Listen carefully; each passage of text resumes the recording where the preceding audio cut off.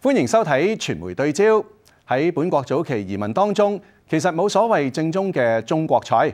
咁樣乜嘢係加拿大嘅中國菜？講得通俗啲就係炒雜碎。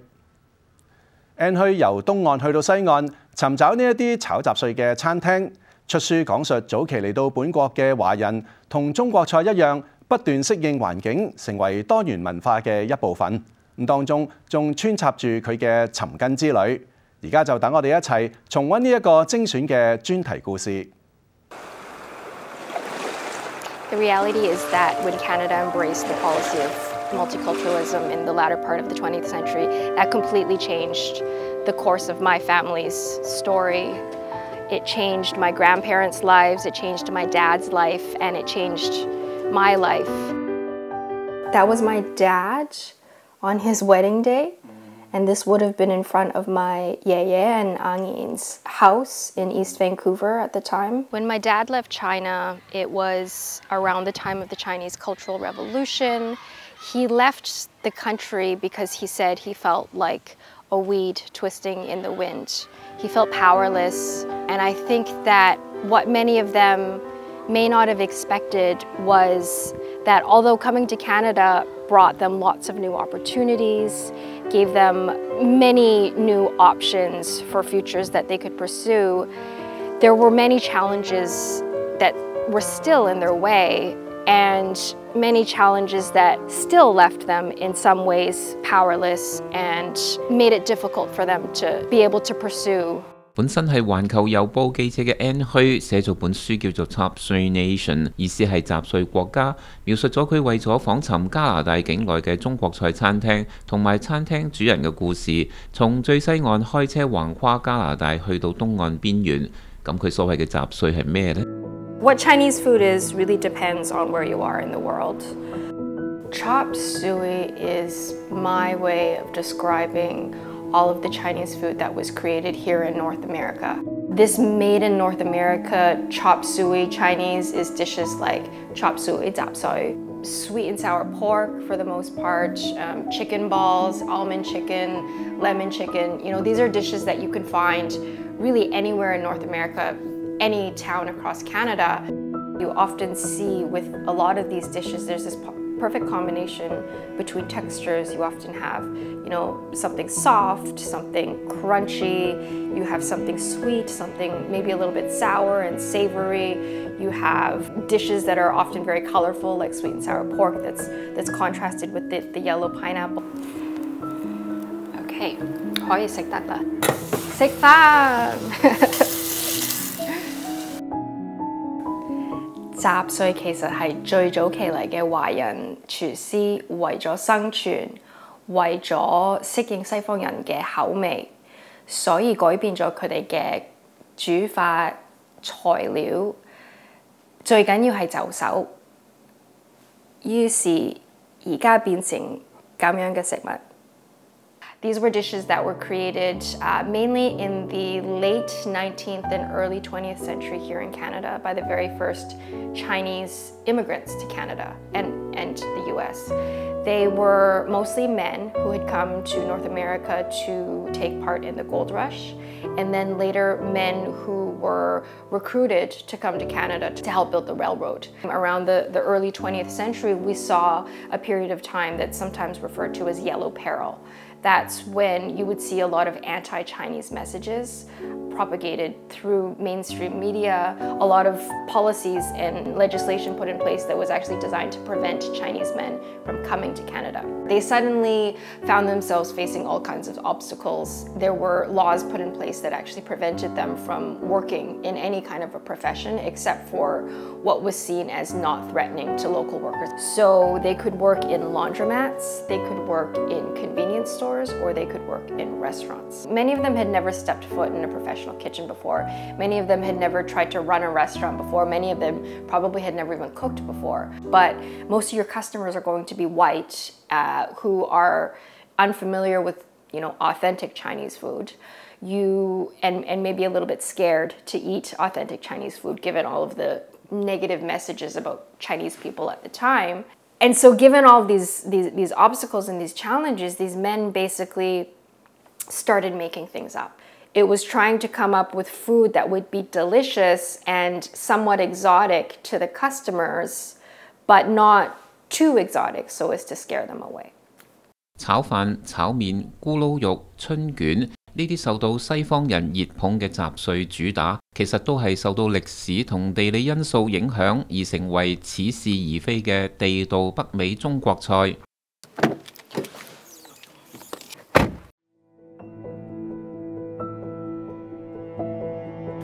So we decided to do a road trip. It made the most sense as a way to travel across the country. We really wanted to focus on smaller towns, and so it didn't make sense to just fly from city to city. As I planned out the trip, we had different ideas of where we wanted to go. I wanted to go up north, but it was challenging for sure. And so eventually we just designed a plan that would take us from Victoria, BC, all the way across to Fogo Island, Newfoundland. So basically from the western edge all the way to the eastern edge of this country.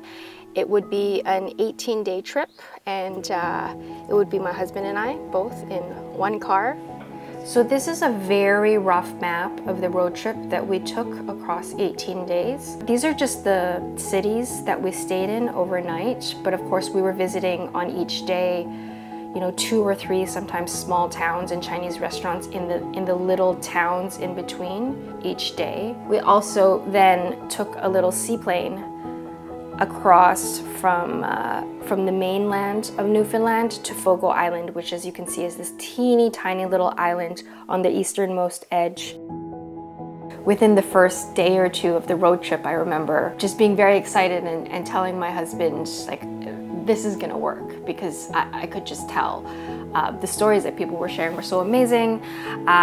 Within the first couple of days, I met William Choi in Stony Plain, Alberta. He is a 3rd generation Choi to run Bing's #1 Chinese restaurant in this very small town in Alberta. He is the restaurant owner in Stony Plain, but he's also the mayor of Stony Plain. I found a Chinese restaurant in a small town called Vulcan, Alberta, which has become a Star Trek themed town. I found in Glendon, Alberta, where they have a giant statue of a pierogi in the middle of town, and right next to it is a Chinese restaurant run by a Vietnamese woman, actually, and they sell pierogis and also Chinese pierogis, which are what they call dumplings. This is the giant dinosaur in Drumheller, Alberta. They've really capitalized on, I think, dinosaur fossils found around the area, and so they have a lot of dinosaur-themed attractions. 直至佢開始尋找小鎮中菜餐廳 N 墟，先至發現原來佢爸爸媽媽多年嚟經營嘅 Legion 餐廳，原來都係雜碎餐廳。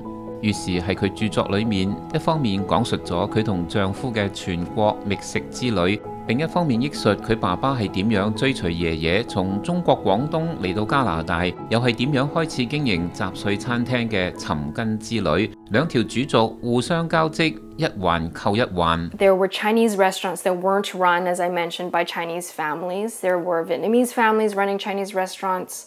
There were Korean families running Chinese restaurants. There were white families running Chinese restaurants. I found in Moncton, New Brunswick, a Korean restaurant that served Korean pizza, which, it's not a Chinese restaurant, sure, but this idea of bringing together cultures and different kind of tastes, improvising and kind of amending dishes to make them maybe more palatable to local taste. It's the same idea, bibimbap pizza to me is a direct kind of sister to chop suey.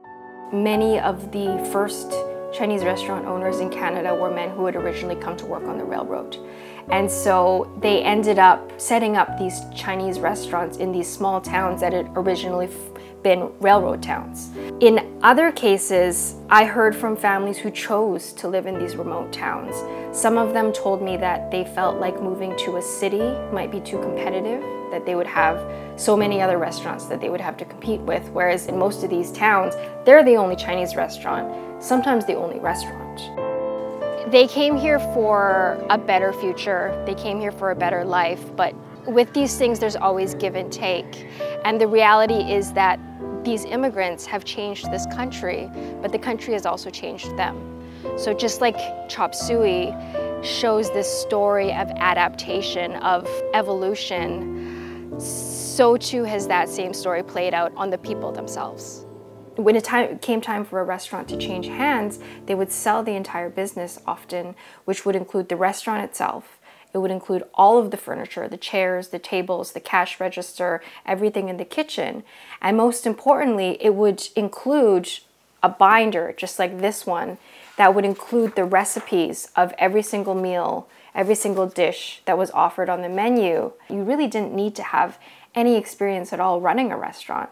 You would have this binder that had instructions for everything that you had to do. It was basically turnkey. And that's why these restaurants were so similar and are so similar from town to town, city to city, province to province. Before this, I have traveled across the country. I thought I was relatively well traveled. I spent a few summers working as a flight attendant when I was in school. I had been to most of the major cities across Canada, and so I thought I knew this country. But until we actually drove across it and saw all of the little nooks and crannies, not just the major cities, but all of the different towns in between that kind of explain how one place transitions to the next, is just a completely different experience.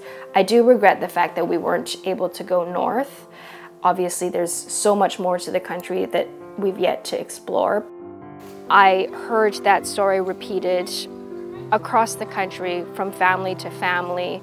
They talked to me about what they had gained from coming to this country. They talked about putting their kids through university, being able to give their kids a good future, a good education. But they also talked to me about what they lost. And for a lot of them, they told me stories of isolation, of loneliness, of not being able to live near their family or be near people in their community, having to live alone in a tiny town in the middle of nowhere. And so I think about that a lot. I think about the give and take, about what was gained, but also what was lost.